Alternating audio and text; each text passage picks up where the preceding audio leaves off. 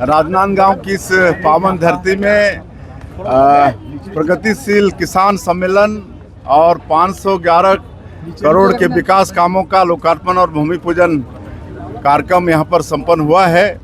और इसलिए इसके लिए मैं समस्त राजनांदगांव जिलावासियों को बहुत बहुत बधाई शुभकामना देता हूँ। 511 करोड़ में सभी तरह के काम हैं, उसमें सिंचाई का भी है, सड़क का भी है, पेयजल का भी है, बिजली का भी है।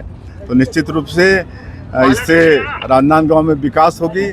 वैसे तो राजनांदगांव से लगातार डॉक्टर साहब विधायक भी रहे, मुख्यमंत्री भी रहे 15 वर्ष तक, और ये छत्तीसगढ़ के साथ साथ राजनांदगांव में भी 15 वर्षों में तेज़ी से विकास हुआ है। लेकिन निश्चित रूप से आज 511 करोड़ रुपए के विकास कामों का लोकार्पण भूमि पूजन किए हैं, तो उससे यहाँ पर प्रगति होगा। और यहाँ पर जल संरक्षण के लिए और फसल चक्र परिवर्तन के लिए बहुत अच्छा काम हो रहा है। जिला प्रशासन की तरफ से भी श्रीमती फूलवासन यादव जी और उनकी पूरी टीम, वो भी बहुत अच्छा जागरूकता का काम यहाँ पर उनकी टीम कर रही है। तो उनको भी बहुत बहुत बधाई, बहुत बहुत शुभकामनाएं। अच्छी स्थिति होगी, सब संज्ञान में आ रहा है।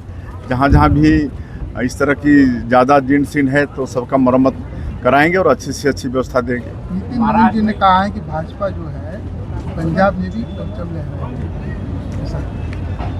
अब तो देखिए, आप लोग भी देख ही रहे हैं कि पूरे देश की जनता का विश्वास एनडीए पर, भाजपा पर, हमारे देश के यशस्वी प्रधानमंत्री श्री नरेंद्र मोदी जी पर बढ़ रहा है। बाकी सभी पार्टी को देश की जनता देख चुकी है, आजमा चुकी है। सब लोग जनता को ठगने का काम करते हैं, लेकिन एनडीए भारतीय जनता पार्टी जो कहती है उसको करती है। कथनी और करनी में एक रूपता रहता है। इसलिए आज पश्चिम बंगाल जैसे प्रदेश में भी आज वहाँ की जनता भी भारतीय जनता पार्टी को विश्वास करके सरकार में बैठाई है।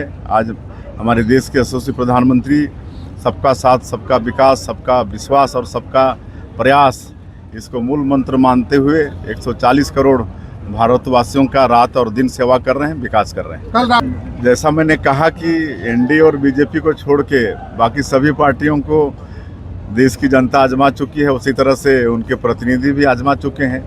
अब जिस पार्टी में है वहाँ पर उनका ठौर ठिकाना उनको अच्छा नहीं लग रहा है, इसलिए कोई मजबूत किला की तरह वो लोग शरण लेना चाहते हैं। और आज की स्थिति में एनडीए बीजेपी ही वो मजबूत किला है, तो आ रहे हैं तो स्वागत है उनका।